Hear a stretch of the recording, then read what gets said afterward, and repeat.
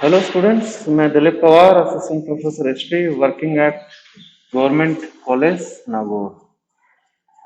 तो जो अपन टॉपिक कर रहे हैं उसी क्रम में आगे चलते हुए आज अपन थोड़ा सा बात करते हैं मौर्य साम्राज्य की कला और स्थापत्य कला के बारे में। तो मैं प्रयास करूंगा बोर्ड पे समझाने का कि किस प्रकार से स्तंभ मौर्य काल में बनाए गए। तो थोड़ा सा अपन इसके बारे में बात करते हैं। तो कल मैंने आप लोगों को बताया था मौर्यकालीन स्तंभ के बारे में, आप जो आए थे 3-4 जने। तो आज दोबारा उसके बारे में बताते हैं, मौर्यकालीन स्तंभ।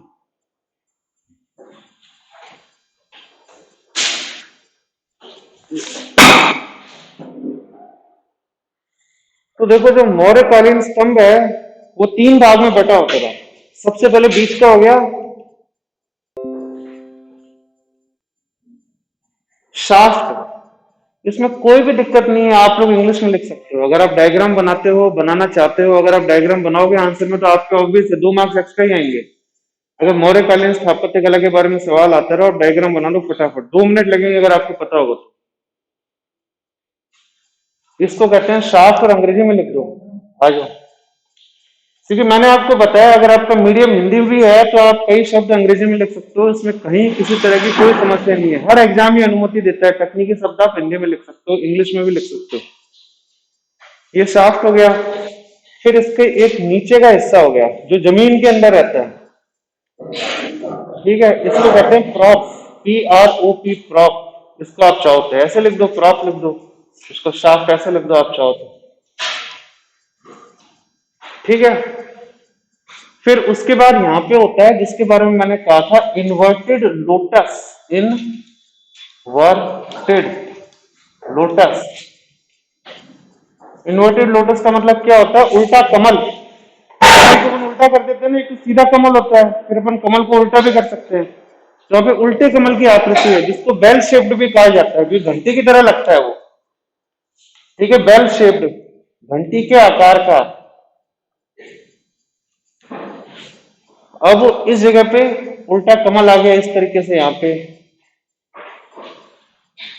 ऊपर वाले पार्ट को ढक दिया, ठीक है। यहाँ पे उल्टा कमल आ गया, इन्वर्टेड लोटस। फिर इसके बाद एक यहाँ पे पट्टी बनी होती है, पट्टी। इस पट्टी को कहते हैं एबेकस, ABACUS, अबेकस। अबेकस में क्या बना होता था? यहाँ पे धर्म चक्र, जिसमें कितने स्पोक्स होते हैं, कितने तीर होते हैं? 24। ये सवाल आया हुआ एग्जाम में, 24। और ये कहां से उठाया है अशोक ने? बौद्ध धर्म से उठाया है। बौद्ध धर्म में इस चक्र के बारे में बातचीत की गई है, उसको वहां से उठाया। तो यहाँ पे एक चक्र हो गया। फिर इसके ऊपर एक जानवर की आकृति होती थी, कोई भी जानवर हो सकता है, बैल भी हो सकता है, हाथी भी हमें मिला है, शेर भी मिला है। तो जो शेर की आकृति है, 4 शेर की आकृति मिली है जो इस तरीके से है, और यहाँ पे, यहाँ पे, और एक उसके पीछे है जिसके बारे में आपको पता है, और यहाँ पे हाथी भी हो सकता है। तो इस पूरे पोर्शन को, जो ऊपर वाला पोर्शन है, इसको मिला के कहते हैं कैपिटल। ऊपर का शीर्ष, कैपिटल का मतलब है शीर्ष भाग। और अशोक के स्तंभ की और क्या विशेषता है? जैसे मैंने कल समझाया था, जो बच्चे आए थे क्लास में, टेपरिंग एक प्रोसेस होता है। टेपर, टेपर का मतलब होता है कि बिल्कुल सीधा नहीं जा रहा, थोड़ा सा झुकाव है, थोड़ा सा कहीं से दबाया गया। आपको नजर आ रहा है मैंने किस तरीके से डायग्राम बनाया? ये डायग्राम बनाया मैंने इस तरीके से समझाने के लिए, ठीक है। ऊपर शंकर है, धीरे धीरे धीरे धीरे धीरे धीरे बड़ा होता जा रहा है, बड़ा होता जा रहा है, बड़ा होता जा रहा है, नजर आ रहा है ना? तो इसको टेपरिंग कहते हैं। टेपर मतलब है इसको थोड़े से मार के थोड़ा दबा दिया दोनों तरफ से।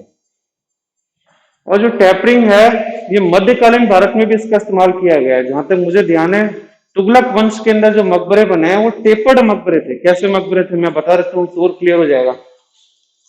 ये प्लेटफॉर्म हो गया, और वो इस तरीके से बने हुए थे, यूं देखो, यूं। और ये डूम उनका बना हुआ होता है, समझ आ गया? ये टेपर है, सीधा नहीं है, समझ गया ना?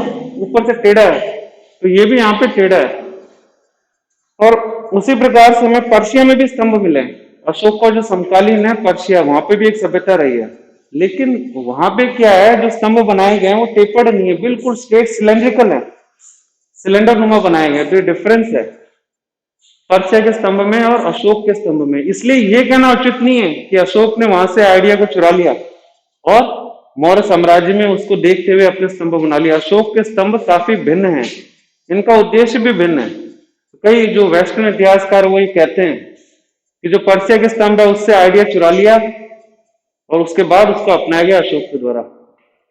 लेकिन अशोक का ये यूनिक विजन प्रस्तुत करते हैं, एक आदर्श प्रस्तुत करते हैं अशोक का। क्यों? क्योंकि अशोक ने अपने स्तंभों का इस्तेमाल किस लिए किया?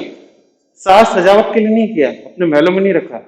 इसने इन स्तंभ को अपने साम्राज्य के अलग अलग हिस्सों में लगवाया और अपनी बात जनता तक पहुंचाने का एक माध्यम बनाया इन स्तंभ को, जो जनता से कहना चाहता था। और जनता से क्या कहना चाहता था अशोक? धम्म के माध्यम से। धम्म का हिस्सा है। धम्म के माध्यम से अशोक केवल एक बात कहना चाहता था कि आपसी भाईचारे के साथ, नैतिक आचरण के साथ आप लोग हमारे साम्राज्य में रहो, क्योंकि जनता खुश रहती है, जनता के बीच में आपस में कोई भेद नहीं है, कोई भेदभाव नहीं है किसी तरह का, तो राजा के खिलाफ विद्रोह भी नहीं करेंगे। सीधी सी बात है, अगर जनता खुश रहेगी, जनता का नैतिक आचरण अच्छा है, तो राजा के खिलाफ वो क्यों विद्रोह करेंगे? और जनता ही षड्यंत्र करने में लगी तो राजा के खिलाफ कभी भी विद्रोह हो सकता है। तो लोगों के नैतिक आचरण को श्रेष्ठ करने के लिए उसने अपने धम्म का इस्तेमाल किया। धम्म के लिए इसने अनेक प्रकार के जरिए ढूंढे, जैसे ये स्तंभ हो गया। अब स्तंभ पे अभिलेख भी गुदा हुआ था। अभिलेख कहां पे गुदा होगा? आप समझ ही गए होंगे, जो मैसेज है कहां गुदा होगा? अभिलेख था यहाँ पे, यहाँ लिखा हुआ है, ब्राह्मी लिपि के अंदर सब जगह पे भर रखा है अभिलेख। इससे हमें जानकारी मिलती है कि अशोक ने अपने अभिलेख में क्या क्या कहा। जैसे 13वां अभिलेख है, उसमें क्या लिखा हुआ है? कलिंग युद्ध के बारे में जानकारी दे रखी, बहुत इंपॉर्टेंट है 13वां अभिलेख। उसमें यह लिखा हुआ है कि कलिंग युद्ध के पश्चात अशोक ने खूब सारी हिंसा देखी, खूब सारे सैनिकों को मरा हुआ देखा, और उसने उसके बाद युद्ध की नीति सदा सदा के लिए त्याग दी। ठीक है, तो एक तो महत्वपूर्ण है अशोक के समय का स्तंभ। फिर इसके बाद जो दूसरा स्ट्रक्चर है अशोक के समय का,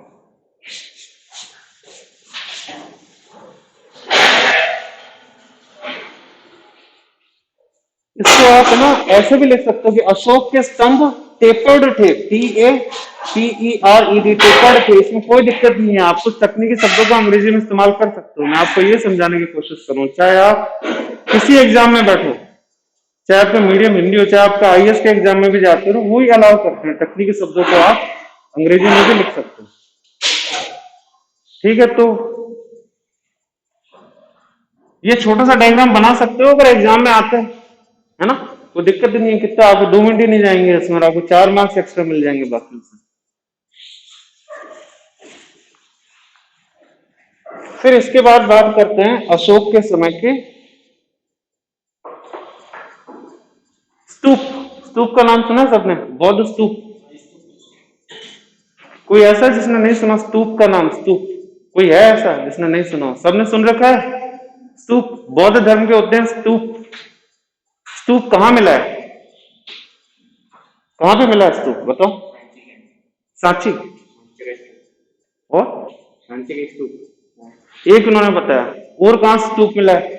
3-4 जगह है भारत में जहां स्तूप साबुत मिला है। और कहां मिला है? सांची। सांची में सबसे बेहतरीन स्तूप मिला है, और सारनाथ में मिला है, अमरावती में मिला है, और छोटी छोटी जगह पे मिले हैं, लेकिन वो टूटे हुए हैं, खंडित हैं पूरी तरीके से। ये हमें काफी हद तक साबुत मिले।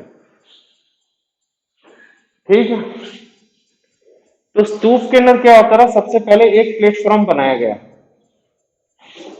ठीक है, फिर प्लेटफॉर्म के ऊपर एक अंडाकार आकृति बनाई गई। फिर इसको सुरक्षित करने के लिए इसके चारों ओर इस तरीके से गेटवे बनाए गए। समझ गए ना? बाउंड्री बनाई गई इसके चारों ओर। ये गेट हो गया, ये भी गेट हो गया। ठीक है, फिर इस तरीके से यहाँ पे भी गेट हो गया, और चारों तरफ रेलिंग बनाई गई, जिसको अपन रेलिंग कह सकते हैं प्रवेश करने के लिए। ये इनका मेन गेट हो गया, ये पीछे वाला गेट हो गया, साइड वाला गेट हो गया। अब सबसे इंपॉर्टेंट चीज यहाँ पे है, एक बक्सा ऊपर रखा गया जिसको कहते हैं हर मिका। भाई अगर आपके सवाल आता है स्थापत्य कला मौर्य काल में, तो आप फटाफट बना सकते हो। अगर आपके सवाल आता है स्थापत्य कला उत्तर मौर्य काल कुषाण वंश, उस समय भी स्तूप बनाया, फटाफट इसको बना सकते हो, 2 मिनट ही नहीं लगेंगे आप। हर्मिका। फिर इसके बाद एक यहाँ पे डंडा है जिसको कहते हैं छत्र, और फिर एंटीना की तरह 3 पार्ट है जिसको अम्ब्रेला कहते हैं, अम्ब्रेला।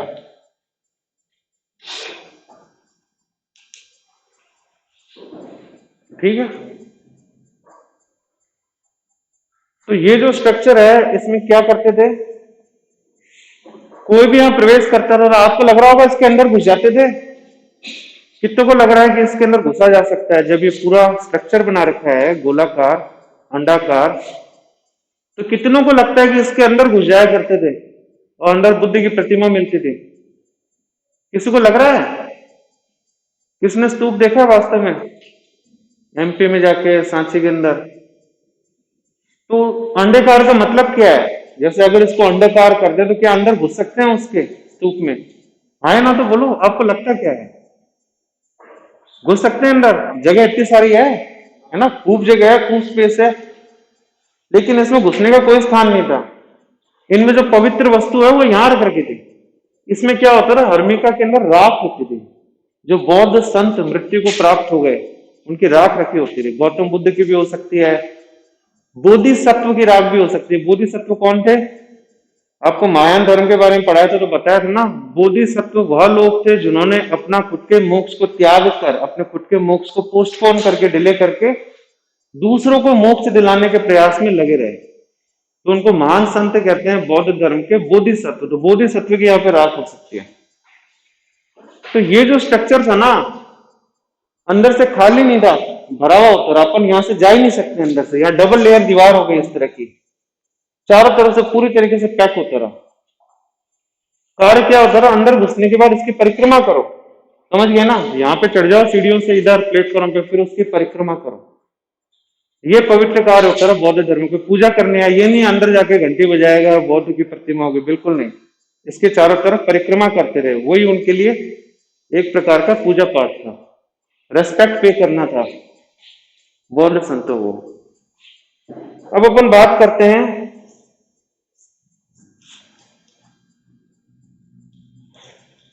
अशोक के समय में। ऐसा कहा जाता है कुल 84,000 स्तूप बनाए गए हैं। वो कितने सारे स्तूप बनाए गए हैं, किसी किताब में लिख दिया, पुराने टाइम के किताब में 84,000 स्तूप का निर्माण अशोक के जीवन काल में हुआ है। बौद्ध धर्म से संबंधित जो किताब है उन्होंने कह दिया। लेकिन हमें कितने मिले हैं? हमारे 4-5 हजार स्तूप मिले नहीं है पूरे भारत के अंदर। और सांची स्तूप भी हमें क्यों मिल पाया? इसका एक बहुत बड़ा कारण है, क्योंकि इसके बनने के पश्चात 200-300 साल के बाद बहुत सारे ऐसे वंश रहे हैं, बहुत सारे ऐसे लोग रहे हैं जिन्होंने दान दक्षिणा दी है, जिन्होंने उसको रिपेयर करवाया। तो सदियों से सांची स्तूप रिपेयर होता है, इसमें सुधार करा है। क्या सुधार करा है कि एक गेट बाद में ऐड कर दिया, है ना? पहले कच्चा स्ट्रक्चर होता है, बाद में उसको पक्का स्ट्रक्चर कर दिया 200-300 साल के बाद किसी और ने। कोई अगर श्रेणी है, किसी शिल्प की श्रेणी है, तो उन्होंने दान दिया। क्या दान दिया? एक पूरा गेटवे दान दे दिया, एक नया गेट बना दिया उन्होंने बढ़िया सा। तो कहने का मतलब यह है कि सांची स्तूप में सुधार होता रहा है, इसलिए हमें आज तक वो सुरक्षित मिल पाया है। और फिर भारत सरकार ने भी उसमें सुधार किया काफी सारा, ना बाकी जो बचे हुए स्तूप है वो पूरी तरीके से खंडित हो चुके, मिलते ही नहीं है, स्ट्रक्चर ही नजर नहीं आता, केवल बेस बेस नजर आता है, केवल पूरे स्टैंडिंग मोन्यूमेंट हमें स्तूप में मिले ही नहीं है। तो जो बड़े स्तूप भारत में मिले हैं, जो आज के समय भी जीवंत हैं, उसमें एक है सांची स्तूप, दूसरा है अमरावती का स्तूप, तीसरा है सारनाथ का स्तूप। ठीक है, जो बड़े स्तूप हमें मिले हैं। इसके अलावा गुप्त काल का एक धार्मिक स्तूप भी है, मेरे को याद आ रहा है, धार्मिक स्तूप। ठीक है, तो ये एक स्तूप की आकृति हो गई। सांची, सारनाथ, अमरावती दक्षिण भारत में, आंध्र प्रदेश में अमरावती, अमरावती का स्तूप। अमरावती के स्तूप की खास बात यह है कि वहां पे मार्बल का उपयोग किया गया, संगमरमर का उपयोग किया गया अमरावती के स्तूप में। फिर जो तीसरी इंपॉर्टेंट आर्किटेक्चरल जो एग्जाम्पल है अशोक का समय का, यानी स्थापत्य कला का जो तीसरा प्रमाण हमें देखने को मिलता है वो आता है rock cut cave. Rock cut cave यानी इसको हिंदी में कहते हैं गुहा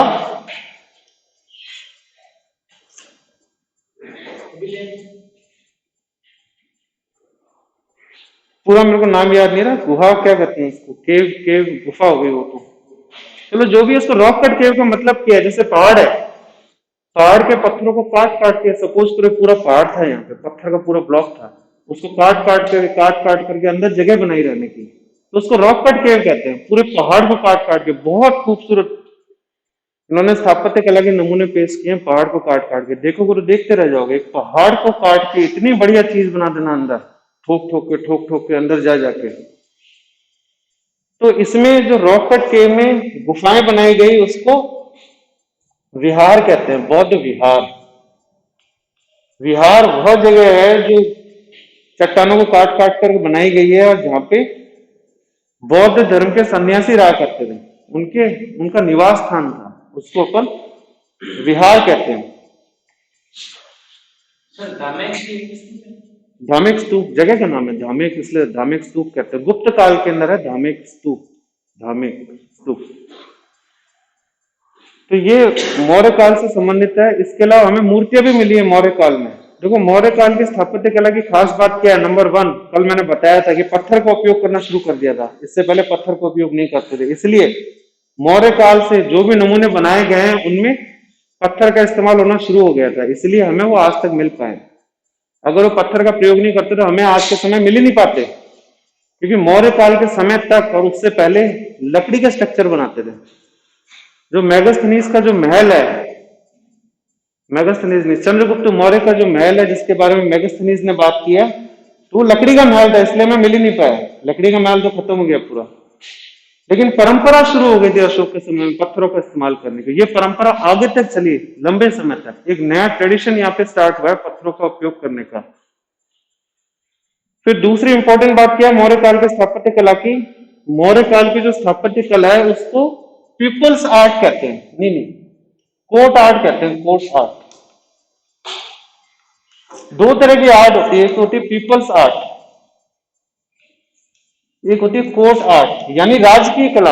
अशोक की कला को हम राजकीय कला कहते हैं, क्योंकि राज्य का हस्तक्षेप था कला के अंदर, स्थापत्य कला में राज्य का सहयोग था, राज्य पूर्णतः एक्टिव रहा। जैसे सारे के सारे स्तंभ लेके राज्य नहीं बनाए, सरकार नहीं बनाए, तो अधिकतर जो हमें स्ट्रक्चर मिले हैं वो सरकार के द्वारा बनाए गए हैं, इसलिए इसको मुख्यतः कोर्ट आर्ट कहते हैं।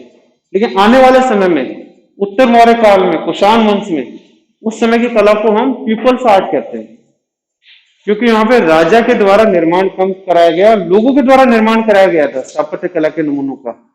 जैसे मैंने कहा ना, आगे चल के व्यापारियों ने दान कर दिया, एक गेट बनवा दिया वहां पे जाके, तो पीपल्स आर्ट होगी ना, वो राजा ने थोड़ा ना बनवाई, आज व्यापारियों ने चंदा इकट्ठा करके, पैसा इकट्ठा करके इसमें सुधार कर दिया, इसको पक्का स्ट्रक्चर बना दिया, तो पीपल्स आर्ट हो गई। इसके अलावा मूर्ति कला के अंतर्गत हमें मौर्य काल में कई मूर्तियां मिली है, जिसको यक्ष और यक्षिणी की मूर्ति कहते हैं, यक्ष और यक्षिणी की मूर्तियां भी मिली है हमें। यक्ष और यक्षिणी क्या है, ये एक प्रकार से देवी देवता हैं जिनकी पूजा की जाती थी। यक्ष और यक्षिणी, इनकी बहुत ही सुंदर मूर्तियां मिली हमें मौर्य काल में। ठीक है ना, मूर्ति कला के भी हमें प्रमाण देखने को मिलते हैं मौर्य काल में। लेकिन आपके लिए ध्यान रखने की बात यह है कि मौर्य काल में भी मंदिर नहीं बनाए जाते थे, कोई मंदिर नहीं मिला हमें मौर्य काल का। मंदिर निर्माण का वास्तव में कार्य शुरू हुआ है कब से, कौन से युग से, गुप्त काल से। मंदिर बनाने का जो ट्रेडिशन है शुरू हुआ गुप्त काल से। दक्षिण भारत के वंश उन्होंने बहुत बेहतरीन मंदिर बनाए, लेकिन मौर्य काल में कोई मंदिर नहीं हुआ करता था, स्तूप हुआ करता था।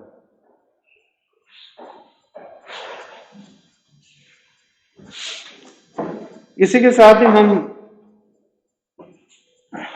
मौर्य काल से संबंधित स्थापत्य कला के टॉपिक को यहीं पे समाप्त करते हैं। मुझसे जुड़ने के लिए आप लोगों का बहुत बहुत धन्यवाद।